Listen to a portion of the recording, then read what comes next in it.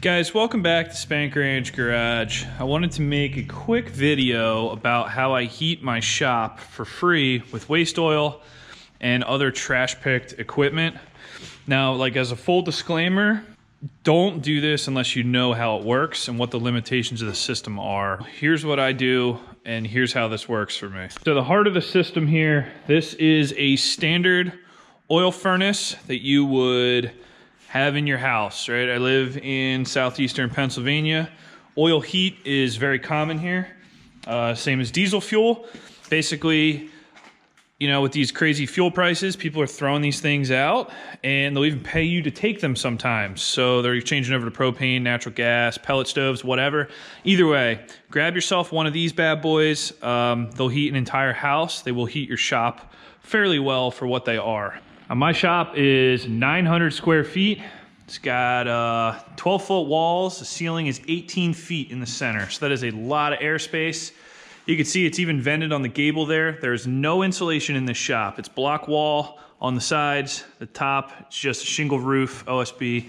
Absolutely no insulation.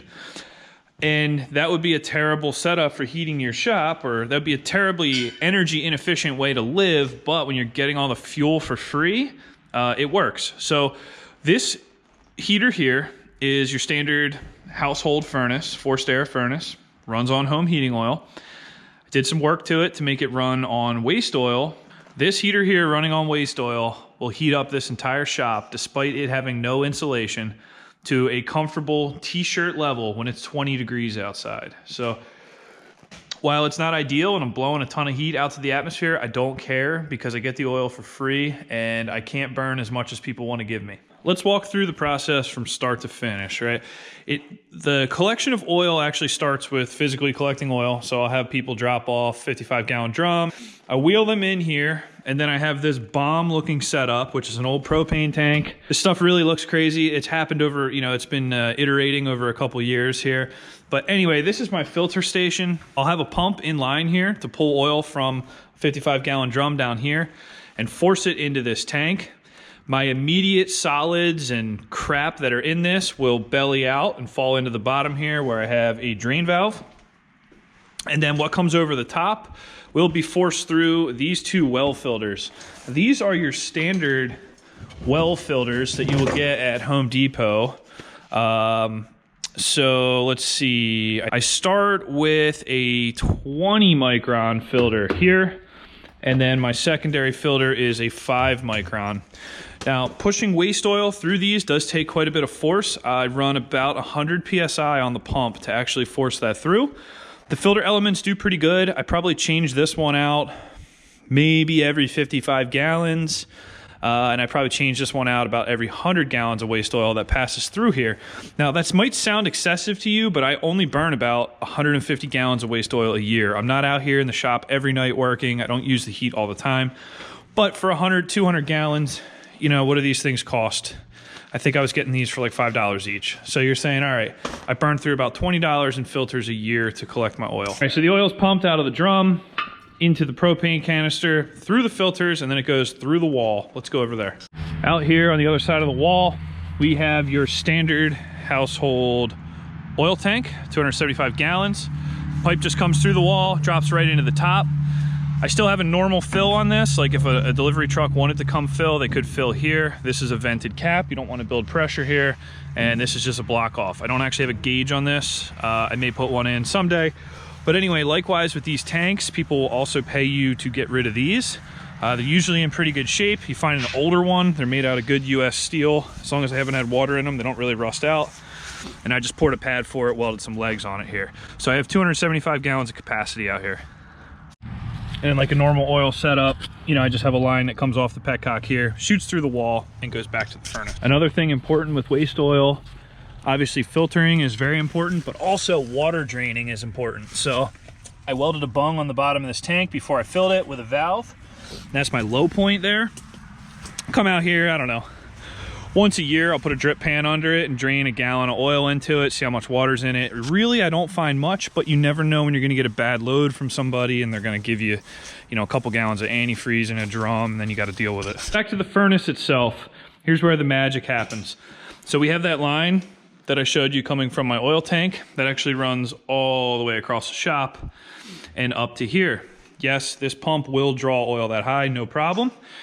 It runs through its final filter, which is just a standard household oil burner filter. They're pretty cheap. You can buy the elements for these for like $3 at Lowe's or Ace Hardware, no problem there. The waste oil comes in through that filter, through a little ghetto heat exchanger here where we have copper tubing wrapped around the flue, and then it comes down to a valve and into the pump.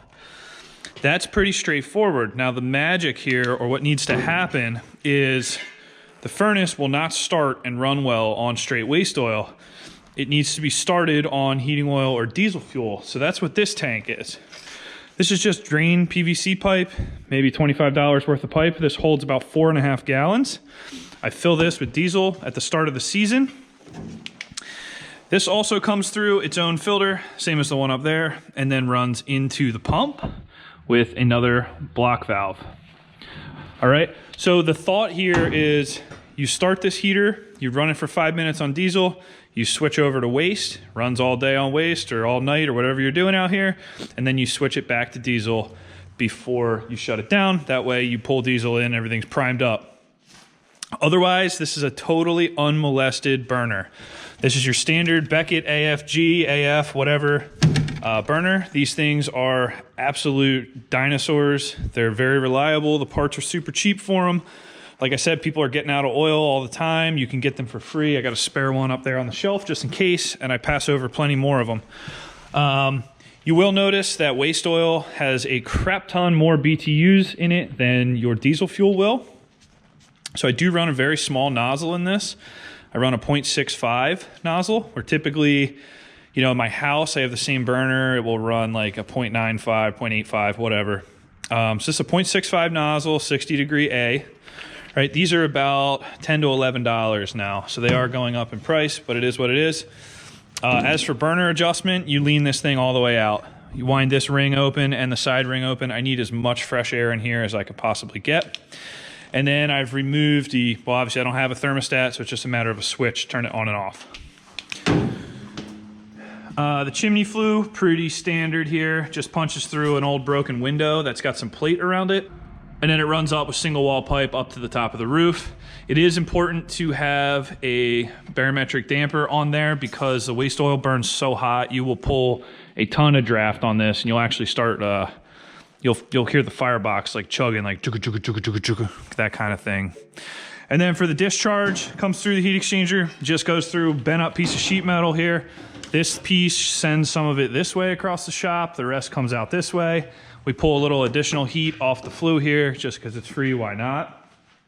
And then same thing for the intake. There's literally nothing going on down here, just a squirrel fan, no filter, sucking cold air off the floor from the corner of the shop, throw some spare parts down here, throw your junk down here, whatever. This thing's a mess, but it is what it is. It serves a purpose. All right, so startup procedure. Make sure the diesel's on, hit the switch.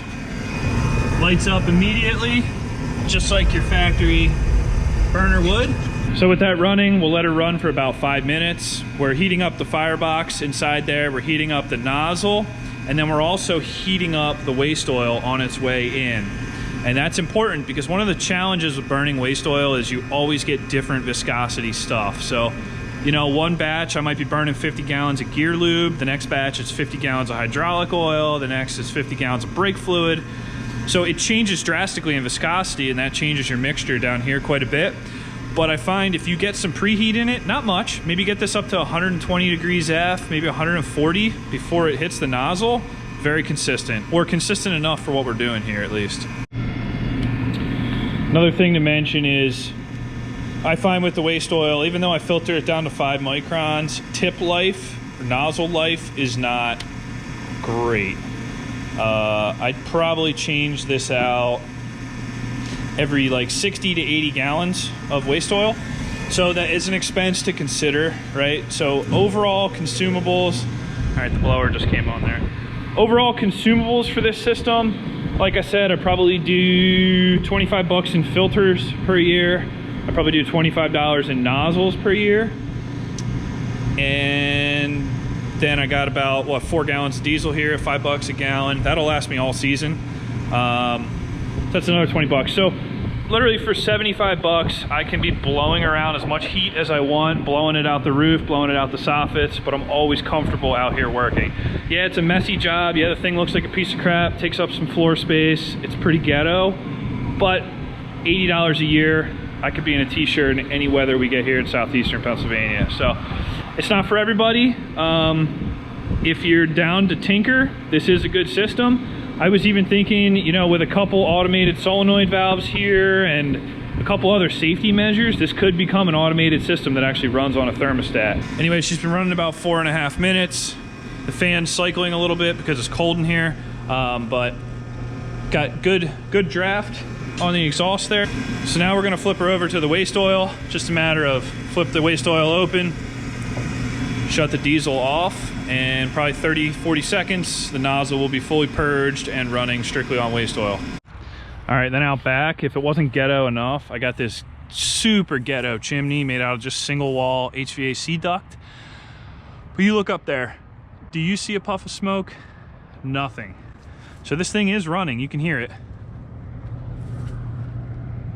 Maybe you can hear it, but anyway, got this rusted out piece of junk chimney up here. That is running crystal clear on 100% waste oil. No smoke. It's making about 120 degree heat exchanger temperature right now. And that's with it being about 42 degrees out here. So we're pulling 42 degree air off the floor. It's coming out at 120. It's a pretty good delta. I don't know what's expected out of a furnace like this. I don't know a lot about HVAC, but I just know it works for me. So anyway, so say it's been running for an hour and you're done, you want to go inside, all you do, flip the waste oil off, flip the diesel back on, let it run for maybe 90 seconds, 2 minutes to be safe, flip your switch, see you later. She's ready for next time. I'm gonna stick with this, but there are other ways. Like I said, not for everybody, but if this is something that interests you, post down in the comments. You got any questions on how I do it or how this works, I'll be glad to help you with it. So thanks for watching Spanker Garage. See you next time.